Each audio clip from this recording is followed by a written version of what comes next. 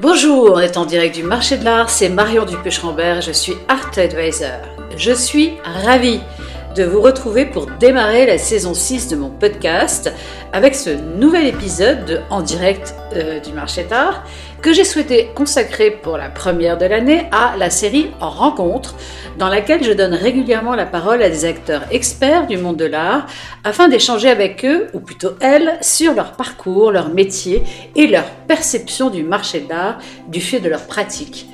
Durant ces échanges privilégiés et à chaque rencontre, je souhaite aussi mettre en avant une forme de sororité et une vraie personnalité, dans le sens qu'elle marque de son empreinte son secteur d'activité dans le marché de l'art. Alors aujourd'hui, si je vous dis Modigliani, maison de vente, peintre de la nature, impressionniste, quel pourrait être le dénominateur commun? Roulement de tambour. Eh bien, c'est Elisabeth Maréchaux-Laurentin, membre du syndicat français des experts professionnels et spécialisée en peinture, dessin et sculpture des 19e et 20e siècles. Si j'ai invité cette spécialiste et expert en art, que sa réputation précède, c'est que je souhaite démarrer cette saison avec un signal fort. Car dans le marché de l'art, en ces temps d'incertitude et de transformation, le rôle de l'expert est à son apogée, au moment où la qualité d'une œuvre d'art devient l'un des tout premiers critères d'acquisition, lors notamment des ventes aux enchères, mais aussi sur les foires d'art, et parce que la provenance et l'authenticité certifiée n'ont jamais été aussi importantes dans la valorisation d'une œuvre pour le marché. Et l'expert en art joue un rôle essentiel quant à l'authentification d'un objet d'art. Reste à cerner alors ses missions, mais aussi la notion d'expert, car en France, quiconque peut se déclarer expert en art puisque ce titre n'est pas protégé par le droit français. S'il existe dans le monde de l'art plusieurs catégories d'experts, les généralistes, les spécialistes, voire les ayants droit de l'artiste, la responsabilité de l'expert en art lorsqu'il délivre un certificat et ou donne une estimation reste une question délicate qui implique une grande responsabilité pour la valeur historique et aussi commerciale de l'œuvre. Alors, interviewer un expert en art en ce début d'année était une évidence, et crème de cerise sur la galette en cette époque de la chandeleur, ce coup de projecteur, qui me paraissait plus qu'opportun, sur une telle personnalité, a généré une surprise, puisque ce n'est pas une, mais deux experts en art que vous allez entendre durant cet entretien, à bâton rompu et feu croisé parfois, tant les thématiques évoquées entraient en résonance pour l'une et l'autre, avec une belle et réelle illustration de sororité.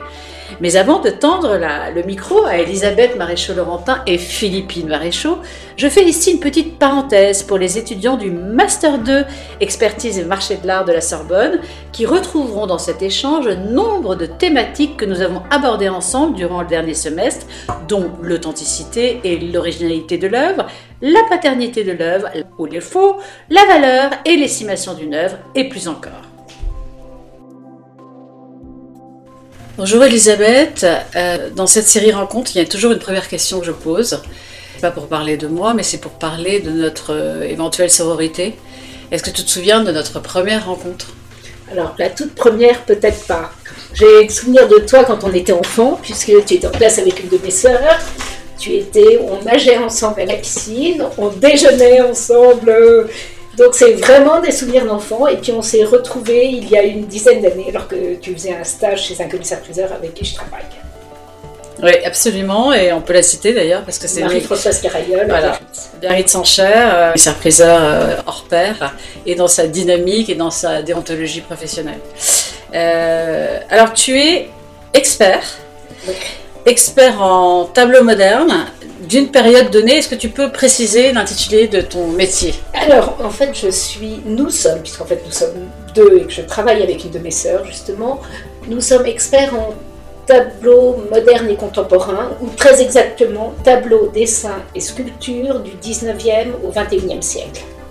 Alors, dans le 19e siècle, c'est pas tout, c'est vraiment la partie moderne du 19e siècle, c'est-à-dire que ça commence avec Géricault et Delacroix, mais qu'on connaît très mal l'œuvre d'artistes comme Boilly, par exemple, qui a travaillé très tard dans le 19e, ou comme il y a dans les artistes qui ont travaillé au 19e siècle, des artistes qui sont restés très de technique peinture ancienne, et des artistes qui vont vers le moderne. Et donc voilà, c'est à partir du 19e siècle, mais pas tous les artistes du 19e. Et qu'est-ce qui a fait que tu as choisi cette spécialité, je dirais donc presque transverse alors, sur 2 siècles? En fait, c'était d'abord, j'ai repris le cabinet d'expertise de mon père, donc c'est ce qu'on faisait avec lui. J'ai suivi à l'école du Louvre, par les hasards des horaires, parce que j'avais fait et du droit à l'école du Louvre, donc je ne pouvais pas suivre tous les cours que je voulais.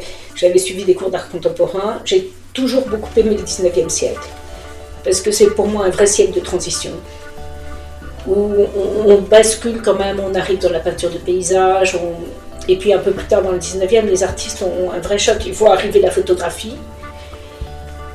Ils peuvent plus, leur but, ça va plus être de reproduire le réel, ça va être de faire passer le réel autrement. Ils ne peuvent pas faire mieux que la photographie. D'ailleurs, les mauvais peintres font devenir de très bons photographes, quelquefois, comme Nadar. Donc ça veut dire que pour toi, les courants artistiques qui sont nés, je dirais, au cours du 19e siècle, ont été très influencés par l'invention de la photographie, c'est ce que tu dis? Oui, alors pas tous, parce que déjà, toute la peinture romantique de plein air, à la suite de Corot, en fait, ça c'est vraiment l'évolution du 19e siècle. Et puis après apparaît la photographie, qui donne, et ça c'est le moment des impressionnistes, qui donne un vrai...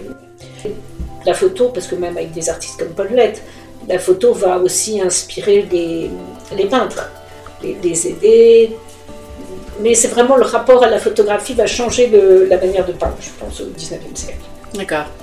Alors tu as parlé de votre père, puisque tu travailles avec ta sœur Philippine, que je vais interviewer juste après toi. Qu'est-ce que vous a légué votre papa, finalement, au-delà du cabinet d'expertise Maréchaux? Une manière de regarder, de se concentrer sur le détail, de regarder les choses. Il vous a influencé dans le choix de votre carrière? Pas du tout. Vous étiez libre de choisir ce que vous souhaitiez faire? Complètement. D'accord. On m'a même poussé à faire du droit. J'ai fait l'école du Louvre parce que j'avais envie de faire l'école du Louvre, mais mes parents m'ont obligé à faire du droit en même temps. Ouais. Et aujourd'hui, c'est intéressant d'avoir fait du droit en même temps dans ton métier, j'imagine. C'est intéressant pour la vie de tous les jours. Et je pense que c'était une époque où il n'y avait pas beaucoup de double formation, et je pense que les doubles formations sont extraordinaires. Et je suis ravie de l'avoir fait. Qu'est-ce que t'apporte le droit, cette matière juridique, dans ton métier d'expert?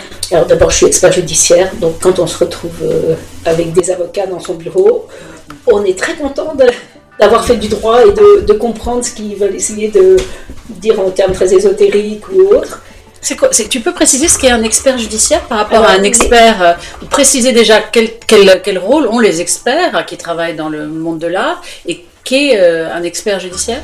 Alors, les experts, en fait, l'expert, si on reprend l'étymologie du mot, c'est celui qui sait, celui qui a de l'expérience, en fait, quand on reprend l'étymologie latine. Et l'expert dans le monde de l'art, c'est celui qui va identifier une œuvre, l'authentifier, puis l'estimer. L'identifier, c'est déjà réussir à la replacer dans le temps et l'espace, savoir si c'est une école française, étrangère, savoir si c'était pas au 19e, au 20e.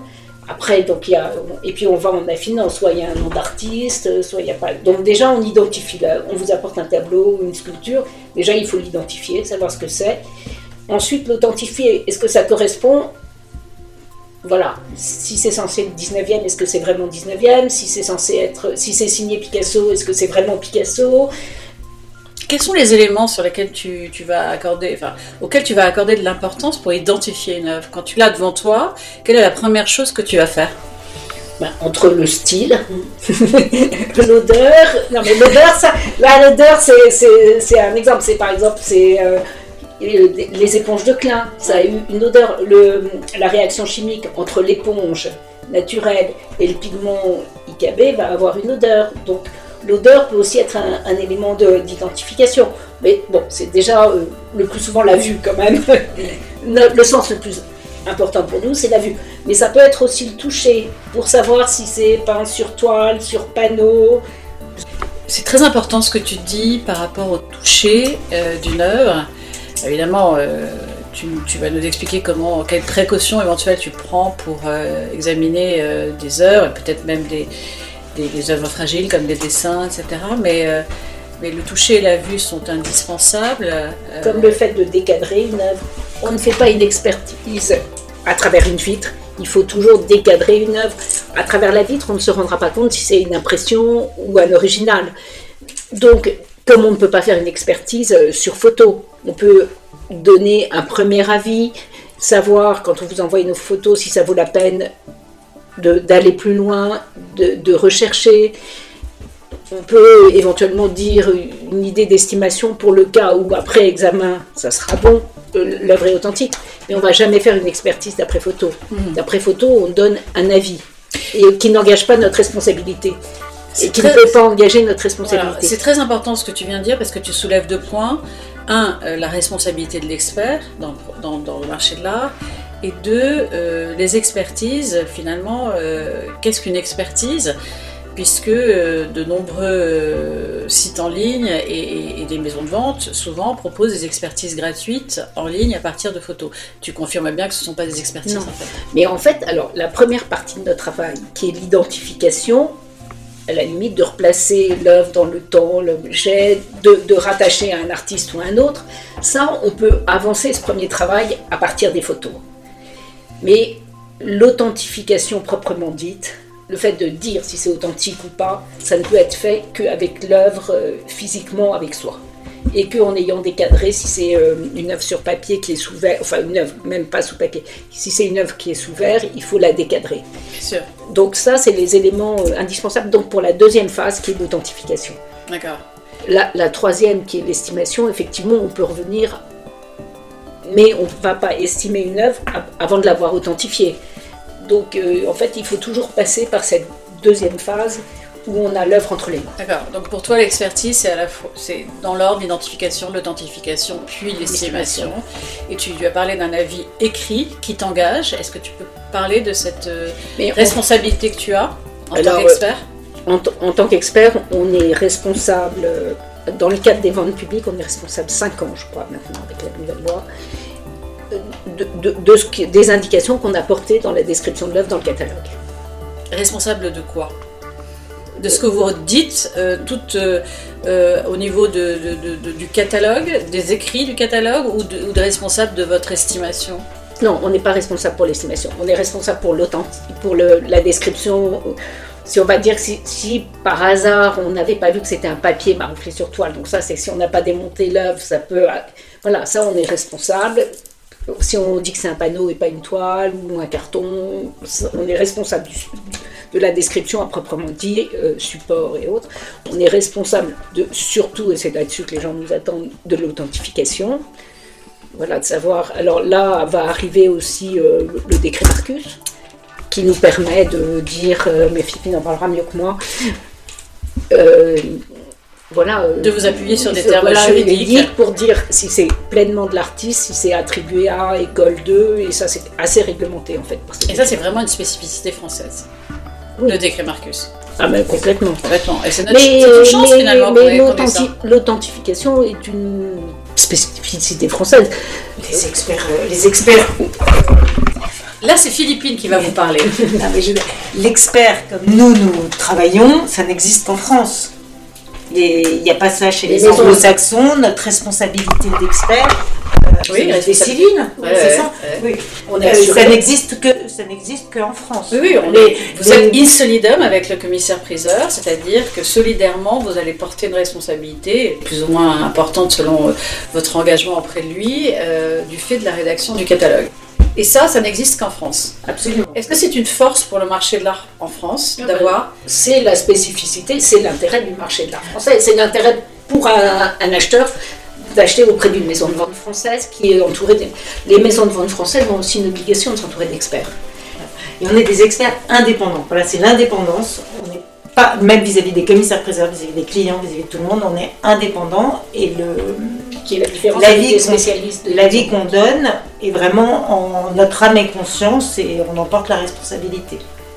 Est-ce que vous avez été confrontés l'une ou l'autre lors de votre activité professionnelle à un moment où vous deviez revenir sur une attribution ou sur un avis écrit que vous aviez donné? Le meilleur est celui qui se trompe le moins, disait mon père, et surtout qui se trompe de bonne foi. Voilà. De bonne foi, bien sûr. Mais voilà, on n'est jamais à l'abri de s'être soit fait abuser, de pouvoir se tromper. C'est pas une science exacte. C'est ça. Donc il peut y avoir aussi des nouveaux éléments qui apparaissent, il peut y avoir...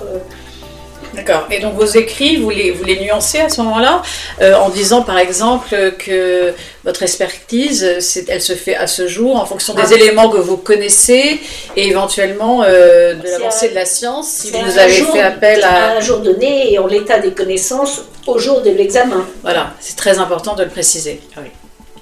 Est-ce que vous avez, l'une ou l'autre, eu recours à l'expertise dite scientifique lors de l'estimation d'une œuvre d'art que vous avez pu faire? Alors, moi, je n'ai eu recours aux expertises scientifiques, en fait, que ensuite, a posteriori, dans le cas des expertises judiciaires. Mais d'abord, les expertises d'œuvres d'art, c'est très cher. Pour la peinture moderne, si une ou deux fois, certains spécialistes peuvent demander de faire des radios. On avait fait, si une fois, des études, des photos infrarouges, parce qu'il y avait une signature qui avait été masquée pour la retrouver en dessous. Donc, on peut spécifier une fois de temps en temps des radios, quand on a vraiment quelque chose qui nous... Des expertises de papier pour un dessin aussi. Oui, des expertises de papier pour pouvoir dater le papier pour des dessins. Et à ce moment-là, vous travaillez avec des laboratoires? Et qui mène Alors c'est nous qui devons donner en fait ce qu'on attend au laboratoire. C'est pas le laboratoire qui va décider. On demande au laboratoire qu'il étudie tel ou tel pigment, les éléments qu'on a besoin de savoir, la trame du papier pour essayer de dater le papier. Le laboratoire c'est un plus, c'est un outil en fait. C'est pas le laboratoire qui est expert. Et selon vous, c'est important de passer par cette étape d'expertise scientifique dans le processus d'identification ou pas? En général, en cas de litige, uniquement. Ou si on a un doute, quelque chose qui nous paraît vraiment... et que l'œuvre vaille suffisamment cher pour engager des frais, donc que le client soit aussi d'accord pour engager des frais. Il y a peut-être certaines choses sur lesquelles on peut avoir... mais en fait, souvent, on n'en a pas besoin. D'accord. Parce que finalement, l'expertise scientifique pourra nous prouver qu'un tableau est faux, mais ne prouvera jamais qu'un tableau est authentique. C'est très important ce que tu dis, Philippine, puisqu'on aborde la question de l'authenticité, et c'est vrai que j'ai l'habitude de dire à mes étudiants qu'un tableau est authentique parce qu'il n'est pas faux. Mais pour vous, c'est quoi l'authenticité finalement d'un tableau, en tant qu'expert qui se prononce par écrit et qui va intervenir finalement indirectement dans une transaction? C'est que le tableau, si on parle d'un tableau, le tableau a effectivement été réalisé par celui qui l'a signé. Ça, c'est pour toi ta définition d'authenticité? Oui. D'accord. Donc c'est l'attribution à un auteur sans presque aucune... sans aucun doute. Aucun doute. Et donc la définition du décret Marcus, c'est une œuvre de... Voilà, exactement. Après, il y a aussi des œuvres qui peuvent être mixtes, comme Courbet, qui par exemple a signé des œuvres de ses élèves, mais là il y a aussi tout un problème, parce que Courbet se les appropriait en les signant, et nous, on va, et là je me suis toujours dit juridiquement, de quel droit nous, on a le droit de retirer de Courbet des choses que lui s'est attribuées par le travail de gens qui peignaient. Qui payait pour le faire. Mais Courbet s'est attribué en disant que c'était de lui, ou il voulait rendre service à ses étudiants? Non, il les faisait faire dans son atelier, donc il était le commanditaire, il mettait sa main dessus, il peignait, il corrigeait, il les vendait comme des œuvres de lui. Ouais. C'est un peu le travail des ateliers à la Renaissance. Mais c'était la main de qui? Sauf que ça s'était arrêté au 19e siècle. Oui, mais Courbet c'est encore au 19e siècle. Ouais, c'est ça. Mais Garouste, c'est un peu la même chose. Garouste, il signe des choses qui sont faites en partie quand il a fait le Rideau de l'Opéra. Il y avait plein de gens qui travaillaient avec lui. On ne dit pas Garouste et Atelier. Et les Koons, est-ce qu'il fait quelque chose? J'allais dire, les Koons et autres. Il n'y a rien, voilà. Quelle idée. Mais vous abordez un point très important. Je crois que c'était Corot qui signait les œuvres de certains de ses élèves pour leur rendre service. Oui. Ça, pour le marché de l'art, pour que leur œuvre... Oui, non, mais alors ça... Alors là, justement, quand on est expert, qu'est-ce qu'on fait avec ça? Alors là, on sait très bien que c'est pas lui qui les a fait, donc c'est... où il laissait faire, Corot, il signait. Donc c'est pas pareil que Courbet... Courbet, c'était un atelier, il signait. Mais bon, aujourd'hui, on considère que les Courbet ne sont de Courbet que les tableaux qui ont été peints par Courbet, et sinon on met atelier de Courbet. mais ça a été vendu par Courbet comme des Courbets. Quels sont les outils que vous utilisez qui sont à votre disposition dans l'identification puis l'authentification? Alors, les outils qu'on utilise, celui qu'on utilise le plus souvent, c'est la lampe de Wood, les rayons ultraviolets, et la loupe. Donc vous examinez d'abord la matérialité, le visible, bien sûr. Physiquement, vous avez l'œuvre sous les yeux. On la retourne, Voilà. Ça, c'est donc la matérialité de l'œuvre. Et au niveau stylistique, historique, vous utilisez d'autres outils?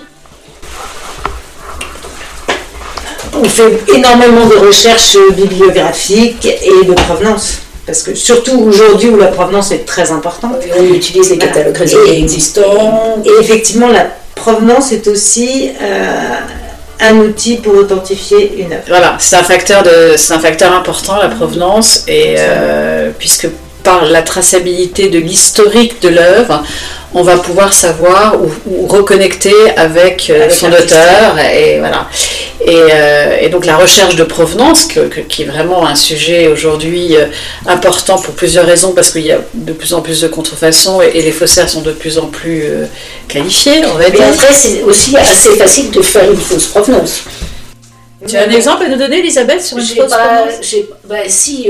Tracci créer des fausses provenances, des fausses étiquettes au dos, Mais pour le... Tu te souviens, j'ai vendu un jour, il y a quelques années, un Engrand à Poitiers, et le commissaire-priseur l'avait trouvé dans une maison, j'allais dire, improbable. Il n'y avait que ça dans cette maison. Et donc c'était quand même assez surprenant, c'était un magnifique tableau. Et donc on a quand même demandé au propriétaire, mais comment il est arrivé chez vous? Et ils nous ont expliqué que c'était un grand-oncle, un vieil oncle qui n'avait pas d'héritier. On leur a demandé le nom de cet oncle. Et en consultant la personne qui a les archives de Engrand, elle est arrivée à retrouver dans le livre de raison de Engrand que, à telle date, Engrand l'avait vendu à ce monsieur. Et là, c'est quand même merveilleux parce qu'on a une preuve d'authenticité géniale. Le tableau n'avait pas bougé de la famille, il avait été transmis, il était resté dans la même famille depuis les années 1880. Ça veut dire aussi qu'un expert est curieux, il fait des recherches, il fait des investigations, un peu comme un détective en fait. Ah, mais c'est une enquête à chaque fois. Chaque tableau est une histoire. Dès qu'on nous apporte un tableau, dès qu'on voit un tableau dans une étude, on dit mais quelle provenance est-il? Non, on commence par le regarder, par se faire une idée. Et on dit aux gens mais comment vous l'avez? Est-ce que vous l'avez acheté? Est-ce que vous en avez hérité? Si vous en avez hérité, vos parents étaient collectionneurs? Est-ce qu'ils achetaient en vente? Est-ce qu'ils achetaient en galerie? Voilà, on essaye de connaître l'histoire. On regarde quand même d'abord le tableau et ensuite, pour ne pas être influencé par l'historique, moi j'agis comme ça, je regarde l'œuvre, je me fais mon idée sur l'œuvre et ensuite je corrobore avec le... C'est important ce que tu dis Elisabeth, parce que tu dis je ne veux pas être influencée. C'est-à-dire que tu as une éthique professionnelle qui fait que tu veux rester toujours très neutre dès la première approche de l'œuvre. C'est là où c'est beaucoup plus, quelque part pour nous, on est beaucoup plus objectif quand on voit par exemple les tableaux chez un commissaire-priseur dans une pile de tableaux sans savoir d'où ça vient, que quand on va dans une jolie maison avec tout bien et on peut se dire tiens c'est bien et puis en fait quelqueufoi c'est pas si bien que ça, ou le tableau est encadré tout en haut, on va pas défaire la vitre et c'est là où tout à coup il y a une reproduction à la place d'un original. Tu as évoqué tout à l'heure ton rôle d'expert judiciaire. Donc ça, c'est un terme qu'on associe rarement finalement dans le monde de l'art, mais qui existe, et heureusement d'ailleurs, puisque c'est la seule façon, seul recours possible quand on est face à des contrefaçons ou des mauvaises intentions dans le marché de l'art. Tu peux expliquer quel est ton rôle en tant qu'expert judiciaire? Alors en tant qu'expert judiciaire, on est appelé par les tribunaux, que ce soit le tribunal judiciaire ou la cour d'appel, dans des cas très variés, qui peuvent être soit des litiges liés à l'authenticité d'une œuvre, soit effectivement que ce soit un original ou une reproduction, soit des problèmes d'estimation aussi, dans le cas d'un partage, dans le cas de taxes pas payées. Enfin, c'est vraiment...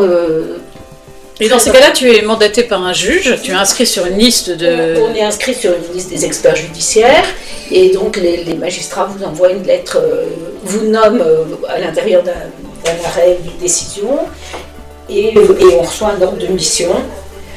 Ça peut être au civil, ce qui est le plus souvent pour les objets d'art, quelquefois au pénal. Qu'est-ce qui a fait que tu as choisi, parce que tu n'es pas obligé de devenir expert judiciaire, d'exercer cette charge, parce que finalement la justice t'interroge en tant qu'expert? Alors, oui, en fait, on est collaborateur de justice. Ouais. Mon père était expert judiciaire, donc ça m'amusait à ça. Et puis le fait d'avoir fait aussi une maîtrise de droit m'a donné envie d'ajouter ce côté un peu juridique à mon expérience. Et alors, il y a forcément donc une règle déontologique pour l'expert judiciaire, puisque vous êtes collaborateur de justice. Qu'est-ce que tu dois faire? Tu dois prêter serment au départ de la procédure? L'année où on est nommé, on prête serment. Et puis en fait, on doit se réinscrire sur les listes tous les 5 ans.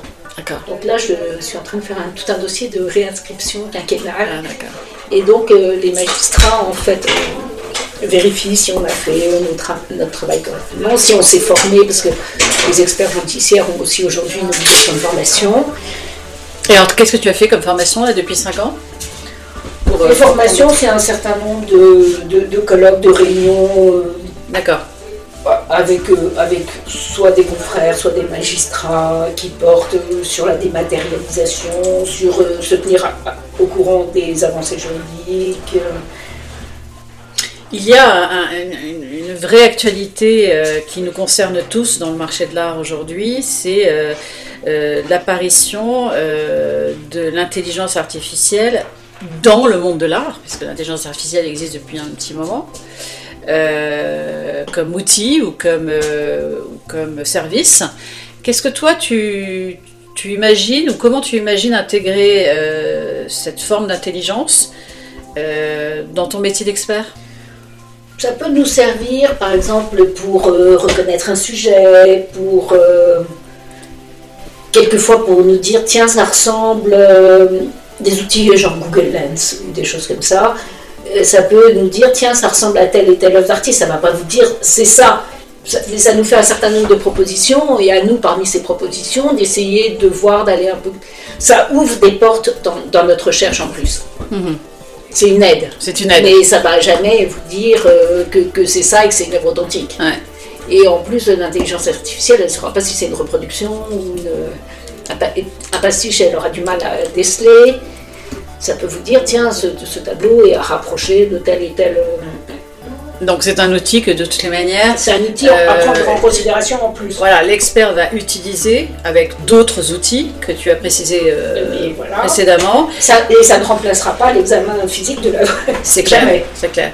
Et on a vu, je crois que c'était en Suisse l'année dernière, en 2024, une tentative d'estimation d'une œuvre d'art par le biais de l'utilisation d'un outil qui finalement essayait d'identifier à la fois le geste de l'artiste et les pigments et la technique par des données qui avaient été compilées par l'intelligence artificielle. Tu penses que ça peut être utile, ça, à terme? Ça peut être des éléments en plus. Ouais. En plus, mais ça ne remplacera jamais l'examen humain du visible par un expert.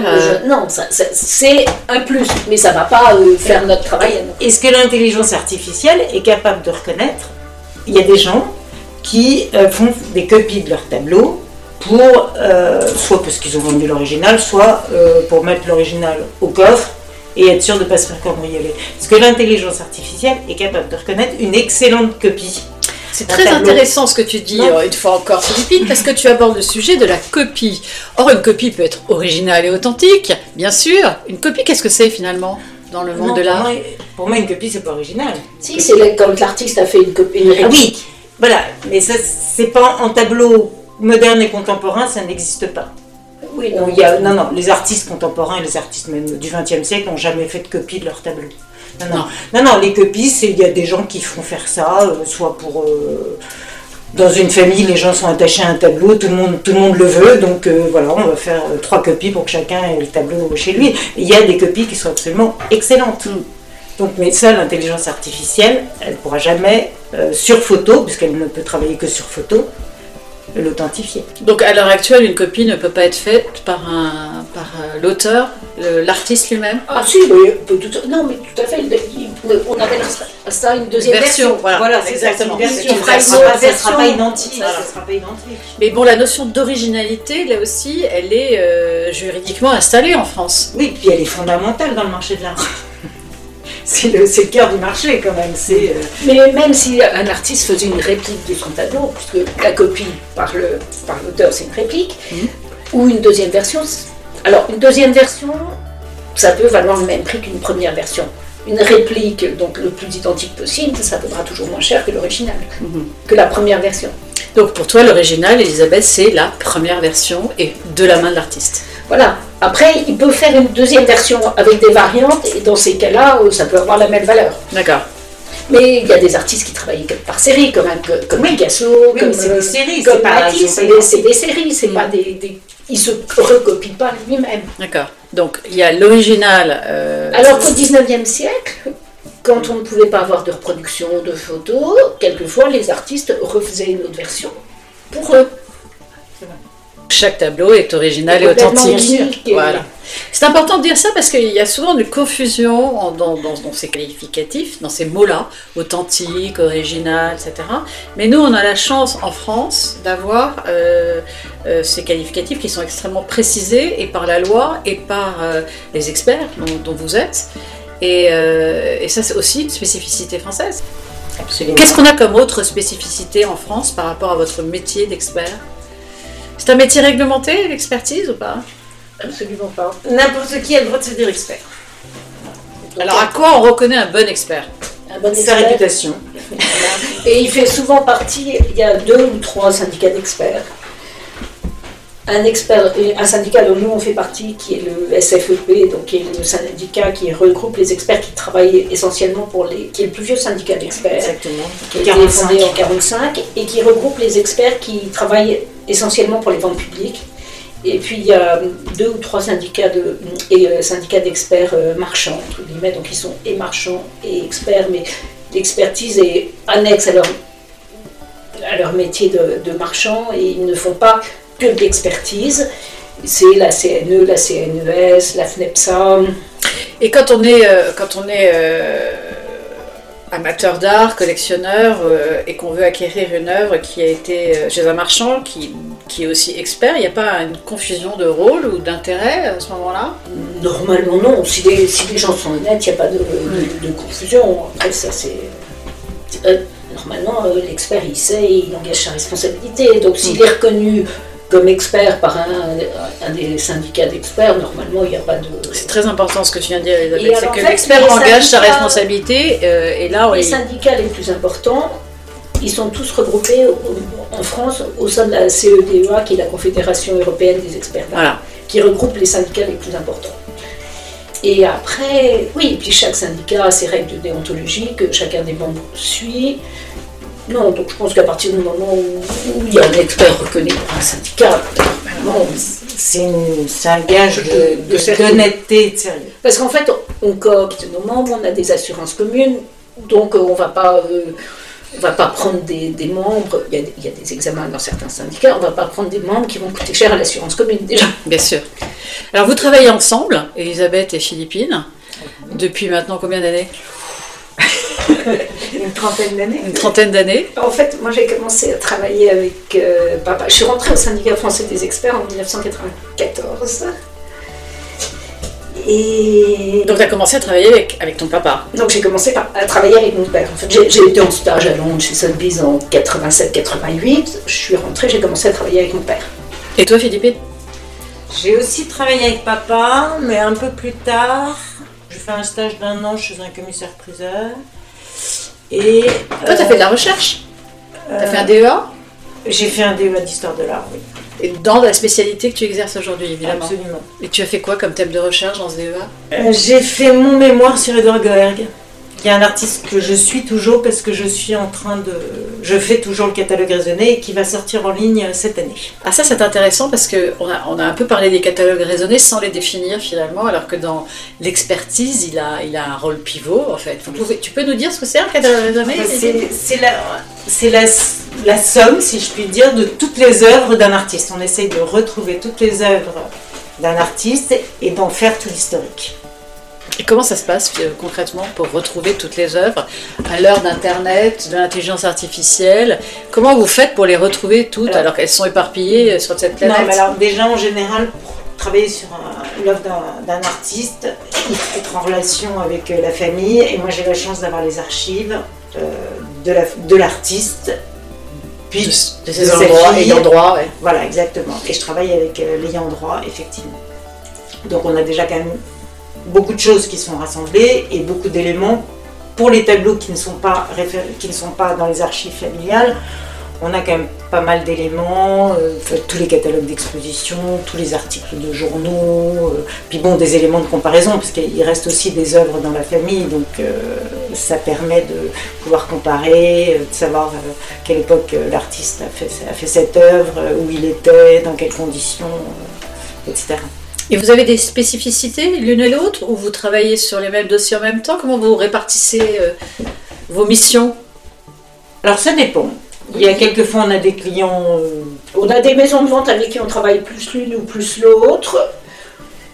Biarritz, dont on parlait tout à l'heure, c'est plutôt moi. Philippine travaille plus à Poitiers, à Niort et autour de Poitiers. Paris, c'est l'une et l'autre, ça dépend. Voilà. Et sur les faits, quand il y a des gros inventaires, des gros dossiers, en général on y va à deux parce que c'est plus facile. Alors là c'est intéressant, tu as employé le mot inventaire, Philippine. Donc vous ne faites pas que de l'authentification, vous faites aussi des inventaires dans votre rôle d'expert. Ah oui, effectivement, on a parlé que de l'authentification, mais effectivement, on travaille alors pour les commissaires-priseurs, du coup, pour préparer les ventes, et on peut aussi être appelé par des particuliers qui veulent soit pour des inventaires d'assurance ou pour des inventaires de succession. De partage.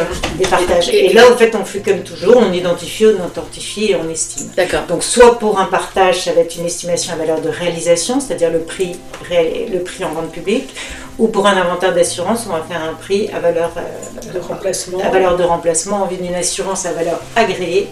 C'est intéressant ce que tu dis parce que je l'ai expliqué à mes étudiants à la Sorbonne, qu'était une valeur agréée, une valeur de remplacement, une valeur de réalisation, puisque je leur disais qu'une œuvre d'art pouvait avoir plusieurs valeurs. Alors ils me regardaient avec des yeux ébahis. Est-ce que tu peux préciser ce que tu viens de dire? Parce que c'est important quand même, la valeur de l'œuvre d'art. Alors, la valeur de réalisation, c'est la valeur qu'il est censé faire en vente publique. Bon, c'est pas une valeur définie, c'est une estimation. C'est une fourchette. Mais on sait aussi qu'en vente publique, il y a plusieurs... Souvent, bon, là quand même, c'est pas difficile de... On a une idée du prix que ça doit valoir. On a des bases de données avec des prix, qui sont des prix de accessibles sur Internet d'ailleurs. Voilà. On les citera pas. Il y en a une quand même qui est française qu'on peut citer, puisque Cocorico, Price quand même. Mais on n'est jamais à l'abri d'avoir deux acheteurs qui ont décidé d'avoir la même. C'est la fourchette de base. Voilà, exactement. Donc ça, c'est le prix à valeur de réalisation, le prix en vente publique. Et la valeur de remplacement, parce qu'on considère que si quelqu'un se fait voler une œuvre ou un dégât des eaux, que l'œuvre est détruite, pour la remplacer, il ne va pas attendre que cette œuvre passe en vente publique, parce que ça c'est assez aléatoire. Il va, a priori, se rendre dans une galerie ou chez un marchand il a le plus de chances de trouver cette œuvre. Sauf que quand une œuvre est unique, puisque la rareté du marché de l'art... Mais il va savoir que pour tel artiste, il a tel marchand qui en a plusieurs. Voilà. Donc la valeur de remplacement est toujours beaucoup plus élevée. De toute façon, les marchands ils peuvent avoir aussi acheté en compte public, ils vont payer les frais de vente en plus, et après il faut quand même qu'ils fassent un bénéfice. Ils ont réencadré les œuvres, ils les ont fait nettoyer très souvent. Donc c'est vrai que c'est souvent quasiment le double de la valeur de réalisation. Oui, c'est souvent entre 30 et 50 à peu près. Et alors la dernière valeur, c'était laquelle? La valeur marchande en fait. Mais c'est ça. Oui, c'est la valeur de remplacement. Donc l'une commence une phrase, l'autre la termine. Donc j'ai bien compris que vous travaillez en complémentarité, mais est-ce que vous avez des spécificités l'une ou l'autre? Est-ce que vous avez des artistes, des périodes, des médiums que vous préférez, sur lesquels vous répartissez vos missions? Elisabeth est beaucoup plus spécialiste du 19e et de la sculpture que moi. Le 20e siècle, c'est un peu toutes les deux. Le 20e siècle, c'est toutes les deux. L'art contemporain, c'est souvent toi. Ouais, moi j'aime bien l'art contemporain. Mais tu avais travaillé aussi. Voilà, oui, j'ai travaillé pendant un an dans une étude à Paris. J'étais l'assistante de Christophe Durand-Ruel. Qui m'a beaucoup appris en art contemporain. Et alors l'art contemporain, ça vient jusqu'à nos jours? Voilà, absolument. J'ai envie de dire, c'est depuis... Alors bon, j'ai commencé, c'était dans les années 80, donc en fait ce qu'on appelait l'art contemporain, c'était à partir de l'abstrait des années 50 jusqu'aux années 80, et maintenant, on va dire que l'art contemporain, c'est depuis les années 60, 80, c'est vivant. Voilà. Mais comment on travaille finalement en tant qu'expert quand on a l'artiste qui est vivant? Le travail est différent forcément? Oui, notre travail, ça va être soit pour estimer, pour authentifier, on va l'appeler, ça c'est très facile. Si on a un doute, on va le contacter pour lui demander si c'est vraiment lui qui a réalisé ou non cette œuvre. Ça c'est même pour la partie authentification. Quand ils répondent. Quand ils veulent bien répondre. Ils ne veulent pas répondre. Mais non, mais voilà. Il y avait une histoire comme ça avec Lee Woo-fan, je ne sais pas si vous êtes au courant, en Corée, qui s'était attribué un travail et ne se souvenait pas finalement si c'était lui ou pas qui l'avait fait. Quid de la paternité de l'œuvre. Et une autre histoire avec un artiste ghanéen qui, pour embêter un de ses collectionneurs, avait décidé qu'il n'était plus l'auteur de cette œuvre. Ça arrive assez souvent. Ah bon? Non, ça arrive de temps en temps. Voilà. Ah donc c'est pas... Je pensais que c'était un peu unique dans l'histoire. Non, ça arrive souvent. Ou des artistes qui considèrent aussi que leur œuvre a évolué et que ce qui a été fait avant ou dans une autre période, ils considèrent que c'est plus lui. Alors comment on fait quand on est expert et qu'on a authentifié l'œuvre de la main de l'artiste? C'est très compliqué. Il faut avoir des arguments, photos, des vraies preuves, voilà. Mais après, si l'artiste, c'est le droit de l'artiste, c'est son droit moral, oui. Il ne reconnaît plus. Donc on peut dire que ça a été réalisé par tel artiste, mais il ne reconnaît pas ça comme... Il ne reconnaît plus la paternité. Parce que ça ne correspond pas à ce que lui... Donc ça a une incidence sur le marché de l'art et sa valeur. Voilà, ce que je disais un jour, tu ne peux pas dire que tu ne l'as pas fait, tu peux dire que ça ne correspond plus à ce que tu fais. Matériellement, tu l'as fait. Mais après, s'il ne veut pas le reconnaître, personne ne l'oblige à le reconnaître. Ou s'il a décidé de le détruire, à la limite, l'artiste a le droit de détruire, mais à la limite, il vaudrait mieux, quelque part, qu'il le détruise, s'il veut plus le reconnaître. Et c'est important ce que tu dis sur la destruction de l'œuvre d'art, parce que j'avais lu l'année dernière, ou il y a 2 ans... Par contre, je pense que c'est pas aux ayants droit de détruire les choses. Oui, qui a le droit de détruire une œuvre quand elle est considérée comme fausse, quand c'est une contrefaçon? Alors ça, si c'est une vraie contrefaçon... Tu vois, c'est une vraie contrefaçon. Non, mais si c'est une vraie contrefaçon... Est-ce qu'un comité d'artistes qui a décidé que c'était une contrefaçon a le droit de détruire l'œuvre? Tu dis à décider. Qui décide? Non, mais est-ce qu'ils ont la... Enfin, s'ils peuvent prouver que c'est une contrefaçon, moi je pense que c'est bien effectivement de détruire et de ne pas laisser très parce que sinon ça repart, c'est saisi sur les domaines et ça repart sur le marché. D'où l'importance à un moment ou à un autre de la détruire. Mais qui en a ce droit à part l'artiste? Oui, justement ces ayants droit. Ces ayants droit. Et on peut les obliger à le faire ou pas? Non, c'est eux qui décident. Il y en a aussi, sinon ils font une grande marque, ils barrent ou ils mettent. Oui, très souvent on nous demande, quand il y a une fausse signature, de l'effacer. Il y a des ayants droit qui demandent à ce qu'on fasse retirer la signature, à ce qu'on retire la signature. C'est-à-dire que tu parles là d'une fausse signature sur un tableau original? Non, ou une fausse signature sur une contrefaçon? Oui, ou sur un tableau de quelqu'un d'autre. On peut aussi prendre un dessin, c'est arrivé par exemple avec Forain, un dessin au début de siècle, les gens se disent ça ressemble à Forain ou à Stedman et ils écrivent Forain. Voilà. Donc là, on gomme, on supprime la signature. D'accord. Après avoir fait toutes les recherches, que les ayants droit nous aient apporté tous les éléments, voilà, et qui demandent à ce qu'on retire la signature. D'accord. Parce qu'il y a différents types de faux, en fait. Il y a le faux qui va être un faux, qui va être une copie. Voilà, ça c'est un faux, une copie. C'est une copie faite pas par l'artiste. Non, quelquefois, et c'est pas un faux, par exemple, s'il écrit d'après, Pauluette, et puis le nom de l'artiste de Tartampion derrière. Sauf que souvent, quand on regarde le tableau à la lampe de Wood, le d'après, et quelquefois il y a un petit repeint avant le nom de l'artiste, parce qu'en fait on a masqué le d'après. Donc ça c'est un faux, il y a aussi des faux qui sont... Donc ça c'est des faux qui sont vraiment faits dans l'intention de tromper. Exactement, l'intention est importante dans la fabrication de faux. Après il y a des faux aussi, comme on disait, il y a un tableau qui n'est pas signé, donc c'est pas qui, il est comme moderne on va dire, et quelqu'un le signe. Donc ça c'est également... Ils se disent tiens ça ressemble à Pissarro, on va signer Pissarro. Voilà. Donc ça aussi c'est un faux. On est d'accord que, ça c'est une question que j'ai abordée aussi, que c'est pas parce qu'un tableau n'est pas signé que c'est un faux. Ah non, on a un tableau il y a beaucoup de tableaux qui ne sont pas signés. Voilà, mais alors nous maintenant, c'est depuis le décret Marcus, en plus de ça, s'il n'est pas signé, on va mettre attribué à. Voilà, à partir du moment où il n'est pas signé. Sauf si, effectivement, les ayants droit ou les comités d'artistes nous certifient que c'est une œuvre. Et s'il est reproduit dans le catalogue raisonné. Voilà. Donc vous, en tant qu'expert, vous émettez quand même une réserve parce qu'il n'y a pas de signature. Si on n'a pas un avis écrit, c'est pas dans le catalogue raisonné, on va mettre attribué. Et alors quand on fait par contre tout l'inventaire d'un atelier d'artiste, à ce moment-là, comme les choses sont dans l'atelier de l'artiste, et on est souvent avec les héritiers, on arrive à dire tiens ça c'est l'artiste, ça c'est pas l'artiste. Et dans ces cas-là, quand c'est pas signé, on fait faire un tampon qui soit reprend la signature, soit écrit atelier. D'accord. C'est une signature post-mortem, et que vous garantissez. Voilà, qui est appliquée au moment de la succession sur ce qui reste dans l'atelier. Et alors, vos collègues étrangers, ils font comment quand ils n'ont pas de décret Marcus et qu'ils doivent authentifier une œuvre? Comment ça se passe? C'est difficile en fait. Alors, ils travaillent aussi beaucoup avec les ayants droit ou autres, mais en fait, les gens qui n'ont pas toujours les garanties qu'on peut avoir en France. Le rôle des fondations est important, j'imagine, pour authentifier une œuvre d'un artiste qui est décédé. Je pense à la fondation Calder, par exemple, aux États-Unis, ou à la fondation Warhol ou Basquiat. Et Warhol, Basquiat, ils ne donnent plus d'avis. Et voilà, justement.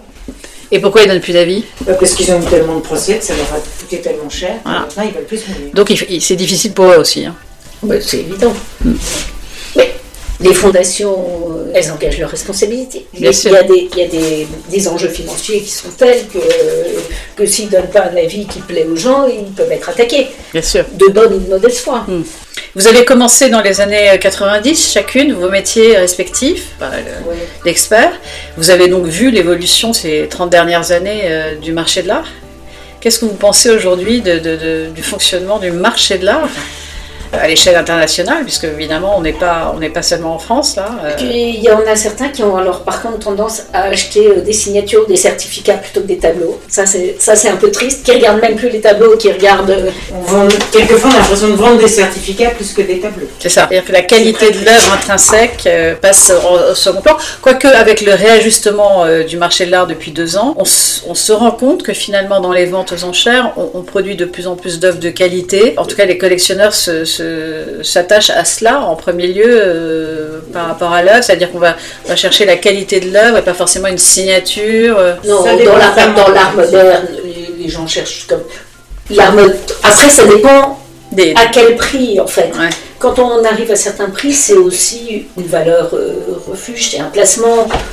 Donc on ne va pas acheter de la même manière un tableau à 300 € qu'un tableau à 10 000 ou 100 000 €. Bien sûr. Mais aujourd'hui, dans le marché de l'art, avec la bulle qui s'est un peu dégonflée, on va dire, depuis 2 ans, du fait de notre contexte géopolitique, économique mondial, vous n'avez pas l'impression que finalement, on va chercher plus des œuvres de qualité, qu'elles soient signées d'un maître ou pas, qu'une œuvre signée à tout prix, parce qu'on a vu des Picasso qui ne se vendaient pas, on a vu des œuvres de grands noms qui ne se sont pas vendues. Donc finalement, une signature reconnue n'était pas forcément garant d'une adjudication. C'est l'estimation qui joue beaucoup. Parce que si on met un prix trop cher, les gens ne sont plus prêts à surpayer. C'est vrai que les gens veulent faire des affaires. Là, on a vraiment tendance en ce moment, nous, à mettre des estimations assez raisonnables, parce que les gens n'achètent les choses que s'ils croient qu'on va leur donner. Donc en fait, on a quand même tendance à avoir des estimations très raisonnables. Et c'est vrai qu'en ce moment, on vend... l'autre jour à Annecy, j'ai vendu tout juste dans la fourchette haute. Mais on n'a pas dépassé les estimations. Alors je pensais avoir des estimations très raisonnables. On était quand même dans la fourchette haute, mais on n'a pas tout multiplié par 5 comme ça aurait pu être le cas il y a quelques années. Oui, donc le collectionneur, il va vraiment chercher le juste prix en fait. D'accord.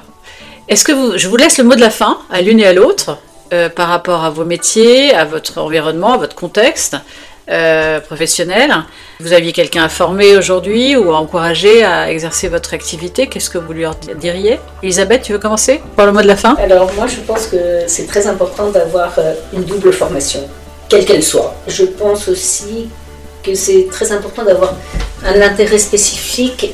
Alors même si on a quelque chose d'un peu large comme ce que nous on fait, dans un artiste ou une époque, quelque chose qu'on pousse à fond et qu'on est vraiment le seul, ou quasi le seul sachant, d'avoir une vraie spécialité pointue aussi. Donc toi, être spécialiste d'une niche et vraiment la détailler. Non, c'est un plus. C'est un plus. Mais la double formation, c'est-à-dire juridique et artistique, historique. Ça peut être juridique et artistique, ça peut être histoire et histoire de l'art, ça peut être scientifique, pourquoi pas, ça peut être de la finance, ça peut être des études de commerce. Enfin, mais je pense que d'avoir une double formation, bon, ça veut dire qu'on a aussi l'esprit qui a l'habitude de voir dans tous les sens, pas de rester...